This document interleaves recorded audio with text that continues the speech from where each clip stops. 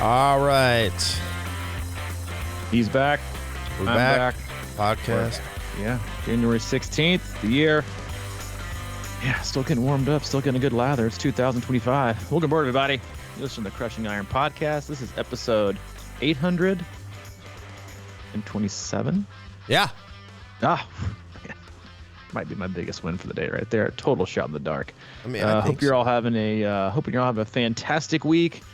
And you're getting sunshine somewhere. That is listen, if we can ever complain about the heat in the summer, we should be more appreciative of the sunshine, because that is just like the thing that makes the biggest difference. I feel like right now it's like, give me 20s and sun over 40s and cloudy all day, every day, without fail. But we're in the middle, hopefully we're in the middle of winter. We're getting closer and closer to spring, but yeah, hope you're all having a great week. It's still, people still cranking it out with the New Year's resolutions, getting their things rolling. And I think the topic for today, I think we didn't dive too much into it before, but as we were talking about narratives, and we can be totally honest. If you haven't listened to this podcast and this is your first one, go back a minute.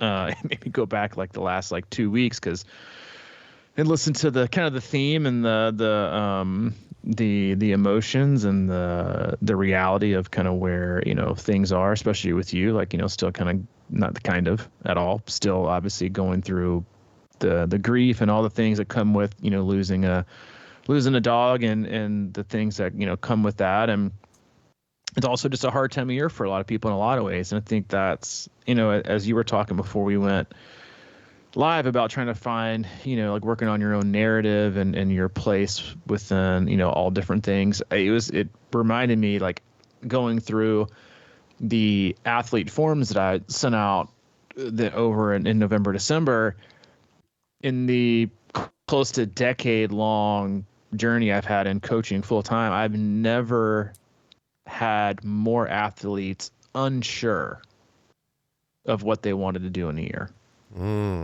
It's always been and I'm not saying that's a bad thing either. I think it's, people might say, oh, that's just very reflective of their training or of their dedication or their commitment or where the sport is. I mean, the sport's great. The sport is growing more rapidly right now from participation standpoint than it has since 2017, 2018. So the sport's in very healthy shape. What I think's been interesting is to watch, or and you might have people, oh, that's they don't know what they want to do. Why are they even training? Why do they even need a coach? I'm like, well, people like accountability. People like structure. People like to be healthy. People still like to get the most out of themselves. And I actually think it's a really good thing, because and this, just like I know this, in the past, you go back through and you pull up Sally B and Jeff S and and Timmy D, and you look at their race schedule and you're like, this is going to be a fucking disaster. They want to do this, and this, and it's all triathlon, it's all this, and even you can tell them, right, as a coach, this structure, this schedule, this is not ideal. We'll make it, we'll get through it. That's what we do. But just as a heads up, this might not go well. Right. And now when you look at them and you might have one or two, I really think it is a very healthy, positive and productive view to start the year. And I told them, hey, if you don't have it, just fill it out the best of your ability. And because getting fitter is getting fitter. Not having a plan, not having a schedule, not having a race. I think those are good things, because to me, if you can train without having a race on the calendar, and you can find, and I'm not saying train all in, right? I'm not saying you have to be a person who's so intrinsically motivated that they don't ever need a race and they can just choose one 4 weeks out and they'll always be dialed in. That's not what I'm trying to communicate here. What I am saying is if you can, because I think that honestly might be, and we touched on this a little bit earlier this week, is if you can find your groove and your happy, your own proof of concept in what works well and what you love. Because let's be honest, the moment we sign up for a race, we've established an obligation that we put on ourselves, right? We are obligated now, not forced, but we are pretty much obligated, to put it on Facebook and to put it on Strava and to put it on our hashtags and to put it in our selfies and to put it out to our friends, and we paid money for it and we got a coach. Like, you get this obligation. So and I'm not sitting here trying to say like it robs the love, but you've now put a rigid end to what it is you want to accomplish down the road. And you can have these internal discussions, but within those internal discussions, you're always going to have that, but I've got this race, but then there's this. But if you don't have those things, right, and you are trying to figure out like your own, like you said, like your own narrative, and I'll let you speak to that here in a second, is like, I think that's a really healthy place to be, because then you can take that narrative, whatever it might be, whether it's running, whether it's cycling, swimming, whether it's just swimming, whether it's multi-sport, whatever it is, and take your love and your own narrative that fits you as how you want to live your life and how you want to operate on a day-to-day basis without the tremendous amount of stress you can put on yourself, right? Kind of going back to what we said earlier this week, like the amount of stress we put on ourselves in an already stressful life, and then think, okay, well, this is what I want. This is what I can do. This is what I love. What race fits that? Instead of, this is the race that I want. Now my training has to fit this. And I think a lot of people rush into that, right? Because they get FOMO, or they get their friends sign up. 1 minute they're like, I'm never doing another race a minute, ever. Never doing another Ironman. Legit 24 hours later, hey, all my buddies doing this. I just feel left out, so I went and signed up for Ironman Chattanooga. You're like, what? We just had this conversation. Like, but that's what we do. So I think, honestly, I was very happy to see that there wasn't this concrete rigidity. It was more like, I'm just not sure what I want to do yet. I just know I want to get better, and I know I want to be healthy and want to get faster. Like, that's always the goal, right? The goals should always be healthier, be happier, get fitter, get faster, be stronger. Like, those 5, that's what you get a coach for, is to do all those things. The races are just the races. And so I think if you focus on like those 5 pillars, right, and you might not be able to capture them all at one time, but if you generally start to work through those 5 pillars within your narrative of what you want to do and how you want your daily schedule and your life to be around training and health and wellness, well, then you can start to like cherry pick, like, this race makes sense, this race makes sense, this race makes sense, and then but here's the thing, is like, if that race goes away for some reason, you're also not totally devastated, and you haven't lost your identity and lost a structure that wasn't bound by what you want to do each day, but was bound by that obligation that you created. And so I actually think it's a really good place to be right now.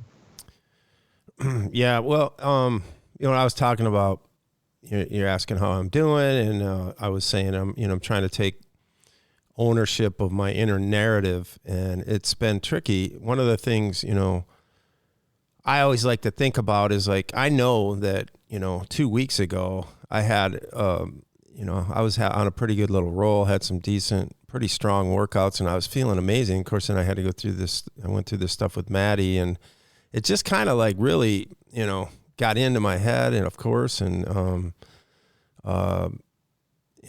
brought me down. It kind of just, I don't know, whatever happens, almost like probably when you're sick or something, you're just off, right? But like, so I have this thing where I know if I was just feeling amazing about a week or so ago, I haven't, I still can feel that way. It's not like, it's so easy when you're not feeling your best and you got a lot on your mind and whatever to kind of let that sort of roller coaster be going downhill, and and kind of start giving in and thinking about shit's going the wrong way, and then you kind of get in your head. And that's what I mean by inner narrative. I'm trying to look at it just as sort of like, hey, this is a situation, and it doesn't mean that's who you are or what you're gonna be. I'll do that a lot during the season. I'll have a great workout, and then 2 days later I'll be absolutely exhausted, and I can't let my head believe that I'm not in good shape. I'm just in a spot, we're all more capable than we think. And these types of things in these situations, it's like, I'm just trying to move forward, and just stay kind of moving, because it is what I believe more than anything, is movement is medicine. And it just sometimes gets to be harder and harder. And I think it was last cast or one of them, I was talking about how Tony Robbins says he believes we're in the winter of a life or societal calendar right now, and it's just difficult for a lot of people. And we see it, you see it in the confusion or like uncertainty about what we want to do this year. I think at the core, it's always sort of like, I just want to feel good and, are happy and healthy and feel strong and be comfortable with that, but also, as this winter, like literally and metaphorically sort of starts to break, it's difficult when I just don't think there's as much energy around to grab right now. And like you said, you're not really training with people. You're kind of in the inside all the time, and it's not sunny. You're not getting sun energy, all these types of things. And, it's just trying to hang in there and stay on course rather than just kind of falling off a cliff. And, sometimes that can be the hardest thing. I mean, like as the spring breaks, I think a lot of times we just sort of find that energy. It's sort of like, if you have faith in that cycle, that part of life, and I like to do that. Like, so sort of, even when I haven't signed up for a race this year, but, I know that over time things will just start happening naturally, right? You can't force. I think sometimes when I try to force myself into buckets all the time, because that's the outside narrative, that's when I get in trouble. So I'm just trying to listen to myself, and thankfully I have a lot of you out there telling me to, give myself grace and be patient with things, because that's it, man. It's a lot of people have probably like jobs. I mean, I had a job. I was kind of writing about this the other day. I had a job that I just had to get up and suck it up for every day because I just couldn't stand it for like years. But there's something beautiful about that too. I mean, that's how you learn that you don't like it, or you learn more about yourself. You just got to remember that kind of stuff. And I think, we have to learn the hard way a lot of times. And, the other day I didn't feel like it, but I'm sure everybody's done this. You're like, damn it, I should feel better. I'm going to push myself through this today. And I did, and it ended up wiping me out. So, yeah, I mean, that's a learning process, and just trying to be in the moment with everything and not getting into these, mudslides of mental loops. So, it is good to I think it's all part of the process too, figuring shit out, right? Like, sometimes that isn't always easy. And, but I think if, I'm just trying to put in positive things in my brain and stay on that course. And, you really can, it's amazing how you can just sort of shift who you are in any given moment, if you have the right narrative in your brain. So I'm working on that, because it's easy to kind of start drift, and you get tired and fatigued and shit. And then you start making weird decisions and thinking about the worst, or the bad outcomes. But it's important to kind of keep that upward, trajectory going no matter what, even if it's just a little bit, or even like I always say, as I get older, if I stay the same speed as I get older, I'm getting faster. So anyway, it's I'm not sure if any of this shit makes sense anymore sometimes, but well, I do. I mean, I think people need to hear it, because I think most people expect, or not most people think that others expect them to always have the answers. And I think not having a concrete answer a lot of times is a really great thing, because if you think about it, if you're setting course for a destination and you're 1 degree off, just 1 degree, and you're going a million miles an hour for the whole year, and it's the wrong direction, think how much off course you will be by the end of the year.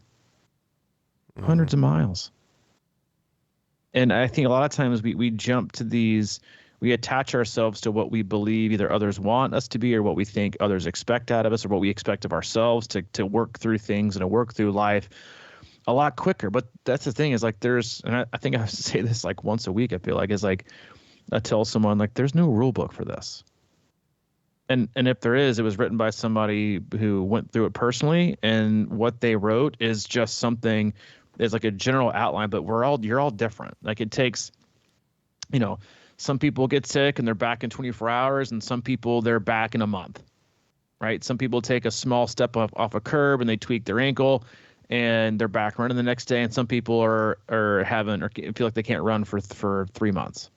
Right. Some people have a stressor and they have a certain, like, we're all different and we all respond to things different. And I think we get trapped in this vicious cycle of get over and be fine and redirect and start course. And a lot of times we do that so quickly that we end up going, east and west way, a lot more than we wish we were going north. Right. If we're trying to get to like a specific destination. And sometimes the best course is to slow down and not to do nothing, but to, and maybe wander is the best way to put it, right? It's to wander with your training and with your structure in a way that just makes sense to you, or that you're okay with it not making any sense, right? And you're just trying to figure out and feel and do things. And I think this is applicable to anyone at any point in time over the course of you that goes through a stressor. This isn't just about being in January in the winter months. This is about how, and only, applicable to you because you just lost Maddie. I mean, this is to everyone who goes through stress in life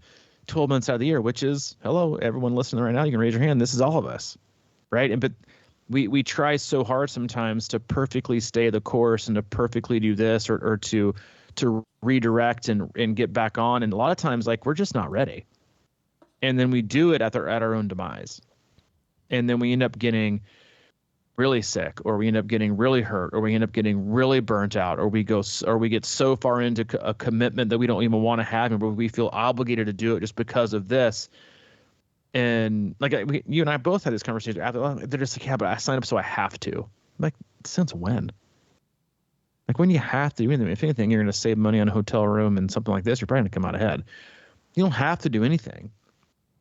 What you have to do is spend time on yourself and figure out what's right for you at any given time, and not be afraid of. And this is actually a thought I had this morning on my run. Well, not exactly, but like the analogy I'm going to give and like the progression I think you can get to while you're thinking through like your training is, woke up this morning and I just felt a little bit off and I wanted to do a hard run.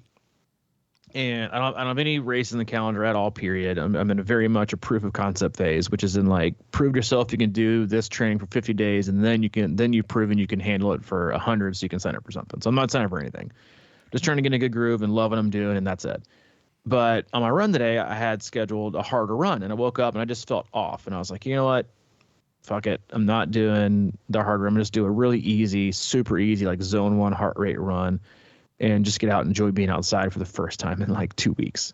And as I was running, I was just kind of thinking through like, man, like how nice it is to be able to, one, like not have a race that I was attached to, because I wasn't thinking like, oh my God, but now I'm going to be behind. Now this isn't going to be what I want to. I might have made a very bad decision, but not having a race, the freedom attached to that is, oh man, like I can just, this is the best decision for me today.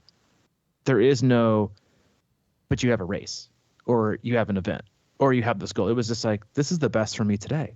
And that felt really good to make that decision. And on the other end, even if you had a race and you had like 2 or 3 other ones, if you're in this for the long haul, and you're in this for the long game, it's still helping you. And you can kind of displace that. It might not help me for this race. That's, if you have like a 2 weeks out, but it is going to help me for this race I'm doing in August, September, October. Like, there's always a win to be had. There's always a win to be found, whether it's today, whether it's tomorrow, whether it's 3 months from now, whether it's a year from now, it's 2 years from now. And a lot of times I think we don't search for those wins. We just accumulate and look for the opportunity for things to be like a loss. And we all know people like this, right? Like, they always find the negative in everything. They're exhausting to be around. They're exhausting to talk to. They sit on the table like, I can't wait to get out of here. And there's always something negative to say. And then you have people who are always like, man, like they're always half glass full. They're always looking for something positive to say. This is, we can do this, we can do that. But I think like when you don't have something there, the freedom to always choose yourself, right? Or that might just be like a day off. I really didn't feel it today. So you know what? The thing that feels good to me today is just to sit down, read a book, meditate, and that's it. But if you had a race, you'd probably make a poor decision. And so I think there's this like underlying level of freedom where we have this opportunity to put ourselves first. Again, whether life is great or whether life is terrible, right? And sometimes I think like the harder the harder life is, the more likely we are to make these bad decisions, you know? And I think that's because we want something to be a win so bad, or we don't want to feel more behind, or we don't want to take on another quote unquote loss or whatever it is. We're just looking for something kind of a win, even if what we're about to do is not going to be a win. It's going to like multiply losses, like, you know, in the next couple of days.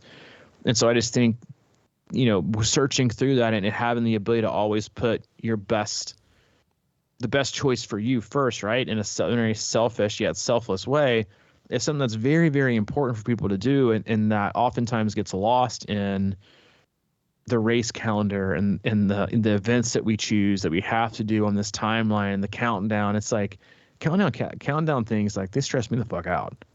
I'm like, that's like think if you woke up every single day and you had to count down from like the day you're gonna die. That would stress me the fuck out. Like, you just want to wake up and live your best life and do the best you can and wake up the next day and then see whatever happens. Like race calendar, like countdowns. I'm like, man, that just gives me anxiety. It's stressing me out. Here I am losing days, not gaining anything. And so when you had these things, you had this pressure, and you open up Training Peaks, and you see it's like, 8 weeks to your event. And you're like, oh my God, that seems like it's like tomorrow. And then now you see things as like a stressor, not as in like a value add. And I think that we just get lost in that so much, especially January, February, March. And hey, what's your race calendar look like? Hey, who's doing this? And you're like, I don't even know. But like I said, I think that's okay. And it allows you the freedom to figure out exactly it is where you want to go. Because listen, just because somebody quote unquote has a plan in January doesn't mean it's a good plan. Yeah, I'm a little bit torn on that, because for me personally, I feel like it's not a bad thing. Sort of, I always sort of think about races as like final exams or something. And I don't know if, it's sort of like at some point I knew I needed to start studying, and when that's out there, it does seem to like, and I think I got better and better, and I think I've got better and better at that. Doing Ironman is like, I can wait one more week, kind of thing.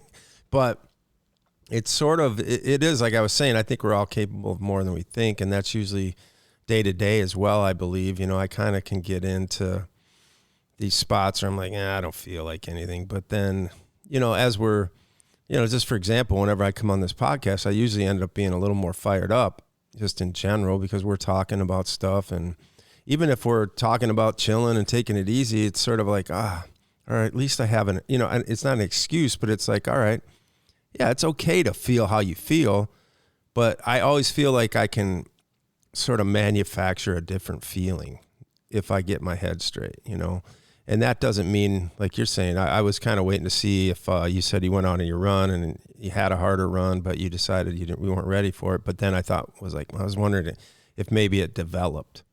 It's like, I feel better than I thought I felt, that kind of thing. And that's what always sticks me, is sort of like, because in the morning, I'm not really a morning guy, and I'll wake up a lot of times, a little bit sore in the back, the neck's a little tight, and my legs are a little bit sore maybe or something when I get out right away. But like, it's important for me to not make my decision right then. You know what I mean? It's almost like just walk around a little bit, do a few things, maybe get into a little upward, downward dog for like 5-10 minutes, and then kind of see how that feels. Because I just always think that when you're sleeping, that things just tighten up naturally. They're healing, and there's all kinds of that going on. It doesn't, just because you wake up and you don't feel maybe like the best, or maybe you're a little sore in the morning, but that doesn't mean that it can't be worked through. It's just part of like a healing process. So I'm always looking for ways to kind of like, all right, let's just get and test that a little bit and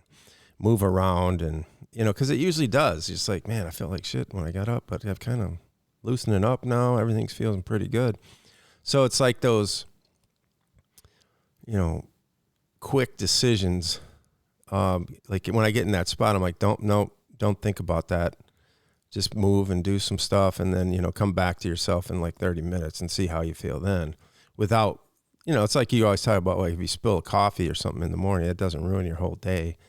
I mean, just because you feel, maybe a little bit tired or like groggy in the morning doesn't mean that has to set the tone for the whole day. You can get through it, and then things can change. So when I'm looking at, races in the future, or at least setting some kind, like we have run camp coming up, and that's been, historically I'll be like, I got to get going, man. I better be ready for run camp. And now I'm kind of like, I'll just take run camp as it seems, and how it goes is fine. We don't, drive people to puking out there if they don't want to. It's just like a lot of people just kind of end up walking some hills and hanging out and having a good time. And that's sort of where I'm at with that. But, you want to be, it's sort of like at some point in maybe November, I was thinking, I want to get in great shape for run camp and be able to run, but then it all, shit happens or whatever. And the next thing you know, you're like, well, just show up anyway and go through it, because, it is amazing how you can kind of do things that you didn't think you could do with a lot of positive people and good energy around. So just take it in stride, see what happens. Sometimes people have really good races that way. And no obligation.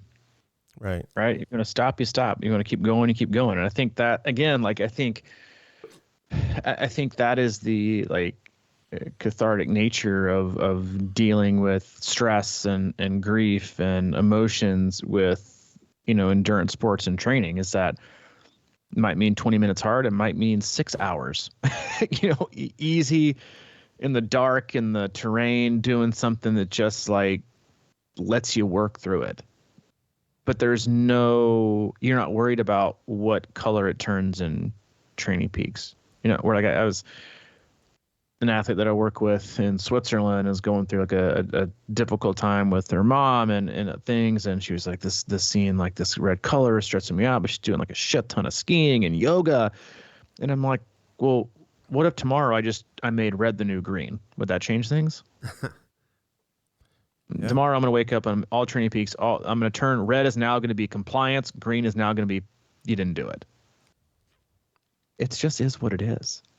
And I think when we have that freedom to go longer, go shorter, explore, do what feels right that we need to feel like that's how we get answers to problems that we need to solve.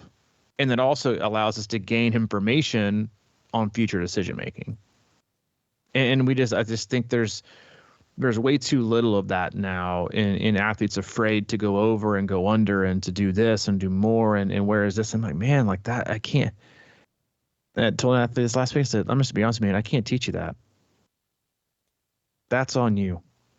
And if I could teach you that, I wouldn't, because it would just be I'd be an enabler, because I won't be with you on race day. You need to figure that shit out. Feel it, work through it, fail. Please, dear God, fail. And stop being so careful with it. But we do, like, we're so afraid of it. And that's because like the rest of life has felt that way for a lot of people. But, like, that's why I think you should, like, things like run camp, like you said, like, I don't think anybody should ever get into run camp. Like, yeah, I think I'm going to cut it short today, unless you have like a marathon the next Saturday. But like outside of that, like I'm the only thing I've ever heard anybody say, yeah, I'm going to peel this one back today because I've got this race coming up in 4 months and this might hurt my progression. No, people are like, this is fun. This is exciting. This is challenging myself. This is good for me emotionally. This is good for me mentally. Fuck it. I'm doing it. And because that's what you need. Versus, yeah, but I think that might raise my TSS a little bit too high, and then the annual training plan is going to be a little bit out of whack, and my Garmin might say I'm overtraining, and you know what's going to say? You're not fucking out there living. Like, get out there and do something, and be more sporadic if you need to be sporadic.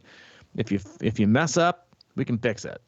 But man, like, you go out there and live a little bit and do more or do less or do nothing sometimes too. It's also sometimes the answer, or push it and make a mistake, like, my run this morning is like, I'm going to do this smart. And then I want to swim today. And so I'll make a decision at lunchtime.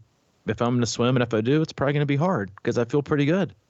And so it wasn't like I woke up and decided to scrap all my workouts today. It's like I'm going to just kind of like keep moving. And as long as I keep moving, I feel like I'm moving in a positive direction that's getting me to feeling better, or not necessarily feeling better, but answering questions that I have about what I'm feeling or like how I'm feeling, but also, not, confirming that I feel bad, then I'm going to keep pushing.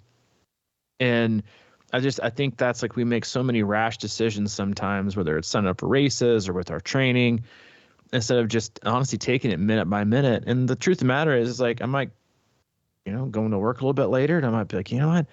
I really want something. I really want to go hard because that's going to feel good. Or I might say, you know what? I am pretty fucking tired today. I'm scrapping it. It's okay not to know. But I think we over plan sometimes. And again, that's very indicative of people's race schedules. They over plan, and they over commit. And then they feel obligated to do these things. And then they lose a piece of like their identity, which is this freedom to do whatever you want to, or to do it. And like I don't think I've ever had more athletes than I have now that are like, listen, I don't know what I want to do this year. I just want to be 6 to 8 weeks out from doing whatever I want. I'm like, that sounds like a pretty good place to be. Right? Like we talked about, I think right before the end of the year, right before we took our little break, is like you get in good enough shape to be able to always say yes. You want to do something stupid and you want to do it, I'm in. You might not be able to like blast out your best performance, but I mean, who cares for a lot of people? That might not be you. But just think about how great of a feeling that is to always be in a position where you can always say yes. Yeah, I'm in. I can do that. That's fun.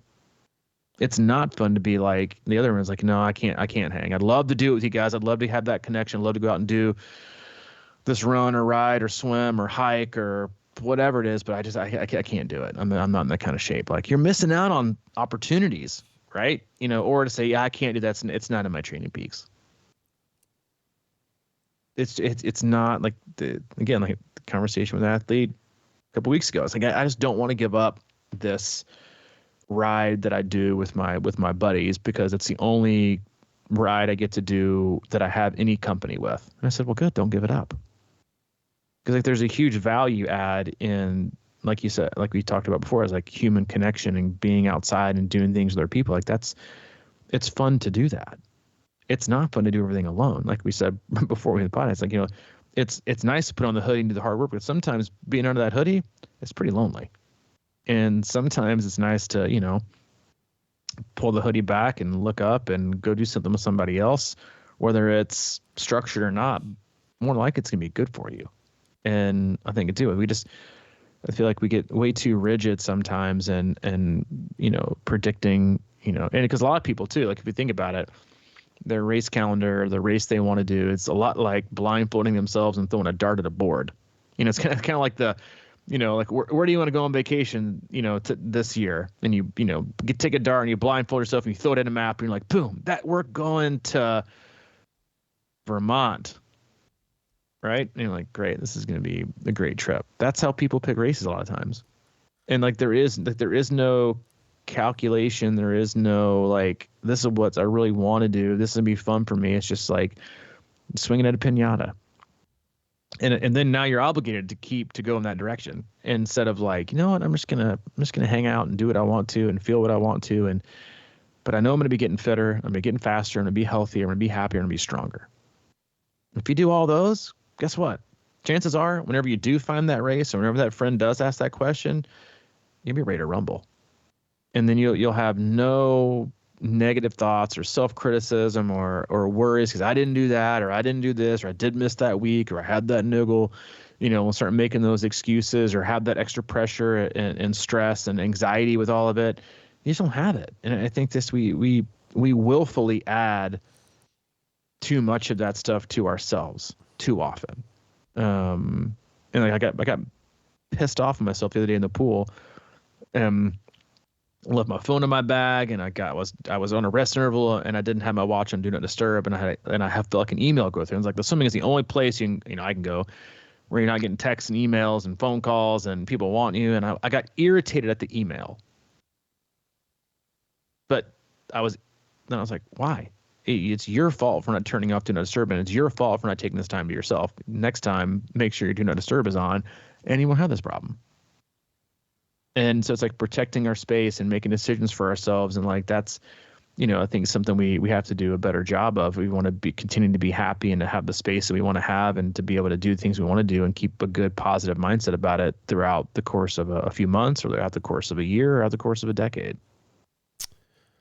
Yeah, it's funny. As you're talking, I was kind of thinking about how I like analogies, and I think of, because triathlon can be a long season, and I think a lot about, college basketball seasons, and how the goal is to be, playing good enough to get in the tournament and then playing at your best when you get to the tournament. And you look at some of these really good teams over history, and a lot of times they struggle. I mean, this year UConn has won the last 2 years, and this year they've had like some really hard times early on, but you can kind of see them. It's almost like they're playing around with different lineups, trying to figure different things out. And I feel like that's kind of how we can go about it early in the year, is just kind of figure out the things that are working, maybe the things you're struggling with before, kind of spend some time with that, even if it means that the workout doesn't show up great or whatever, and you're not like super happy, but you take your little time to sort of figure things out and get the systems in place, and then just sort of be gelling as you get closer and closer to the race, because the pressure of trying to nail everything from day one, and like you got this almost sort of like perfect streak going, and then if stuff goes wrong, then you kind of start doubting and getting all these thoughts in your head. But now is a great time to just sort of, like you're saying, man, just play around with stuff and go on those group rides. You think of these college basketball teams, sometimes they're like playing like shit, and they're like, screw it, we're not practicing, we're going to go play paintball or something, and just get our heads straight, and find out, get that connection piece going. And it's almost like connecting to yourself, figuring out what you want to do today that's going to make you feel, more alive and just more energized in general, and positive mindset going towards, the next day or the next week. And what you want to do is just kind of keep layering good momentum on top of itself, and sort of peaking at the right time. And that doesn't mean like, if you kind of don't hit an interval workout in January and you're racing in November or September, that doesn't mean anything. You just learn from it, And what does it take I think that's the best thing about, training for the sport, is that it really forces you to sort of look inside and figure yourself out and what's working for you and what's not. And a lot of us tend to not pay attention to those things. And I think we end up falling into the same trap every year, in the same cycle of, sort of works, but it's not ideal. And we don't spend enough time kind of trying to figure that out along the way. And, there's plenty of time. And there's plenty of opportunity to figure out what really works for you and what makes you better and what makes you happier and stronger. And that's what I think, putting energy into that sort of stuff and actually, figuring it out so that you're going to be a better athlete in 4 months, even though today maybe didn't show it. But there's a lot of process that we go through. And, I do think that sort of not paying attention to things is the way we kind of get, trapped in loops, and we end up kind of just going through the same old motions. The same shit starts happening 2 months from the race, and same doubts come in or whatever. But, I think we got to look at it more as like a game, and playing it, who are we in this game, and how are we going to approach it, and how are we going to create our own character, and be positive about it, and just know that, hey, I'm doing the right shit on the way to this, end game, which is sort of the race every year. But even still, it's sort of like, you can nail every workout all year, and we've seen it. Like, people have trained perfectly and they get to the race and absolutely throw up an egg. And other people kind of just sort of find something out 2 months out, and they just hit a nice groove, and then they just get in it. So we always know that that's possible. And I just think that a lot of that is kind of keeping a positive mindset on whatever happened. And that's, going back to, controlling my narrative. Is just because, I didn't have a great workout, or I didn't even work out yesterday, but that doesn't mean that I have to throw in the towel. I mean, we got a lot of time, and there's all the time in the world left to kind of figure this out, but just, approaching things from the right perspective and staying on the course and believing in yourself, because, you can do amazing things and you got a lot more in you, but you just got to believe it. Yeah, that's the perfect ending. Well said. I mean, last thing I'll say, we can close it out. I think that was really, really well said. When saying that reminded me of, I think the second week I was in treatment, and I think I told this before, but the primary therapist in our group, he stood up and he had this giant, super long dry erase board, and drew a line the whole way across it. And he said, this right here is your lifespan from now until the day you die.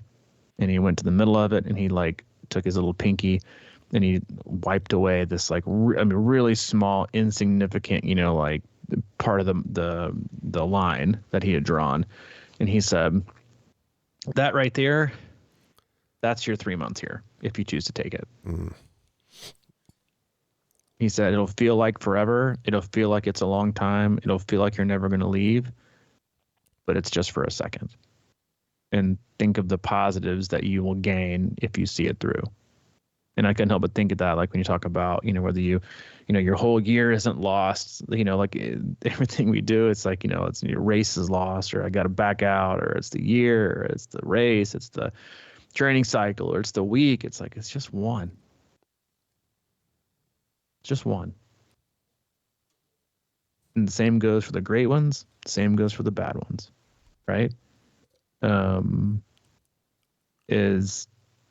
Doesn't make or break. None of them make or break your year. It's just one.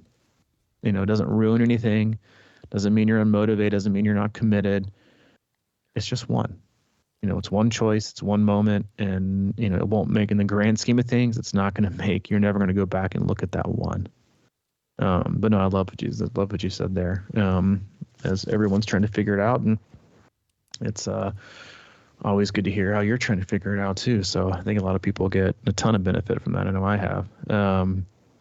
As always, we love you guys. We appreciate you. Go to our website, c26triathlon.com. It is our one-stop shop for all things coaching, camps, and community. If you need anything from Mike, he's available. Mike at c26triathlon.com. Or if you need anything from me specifically, Robbie at c26triathlon.com. All right, man. Yeah, I would like to acknowledge a rest in peace to Bob Uecker, the greatest baseball announcer of all time, in my opinion. He passed away today? Yep. I'm getting blown up about it. So, dang. Yeah. The great Bob Uecker, man. Oh, man, that sucks. How old is he? 90-something? Gotta be. He was up there, but he's still doing play-by-play, man. I know, right? I remember seeing, I think was it you that sent me this? Him in the dugout with one of the Brewers last year? Yeah. Oh, I posted that. That's what, yeah. I remember watching that. Yep. Yeah. He, one of the saddest things ever, because I thought, the Brewers were really good again this year, and he's never won a World Series ring as an announcer there. Period. Yep. And I thought they were a really good team. They had the Dodgers down, and then they just blew the game, and his final call was just it's heartbreaking, because they had it, and then all of a sudden it was gone, and he just, that you knew that was, well, you didn't know, but you thought maybe that might have been his last broadcast, and how he closed that out was just heartbreaking. But he was awesome, man. Yeah, he definitely was. All right, man. Well, all right, take it day by day. Day by day, session by session. We'll see you guys next Tuesday. All right, man. See you later. See you, dude. Bye.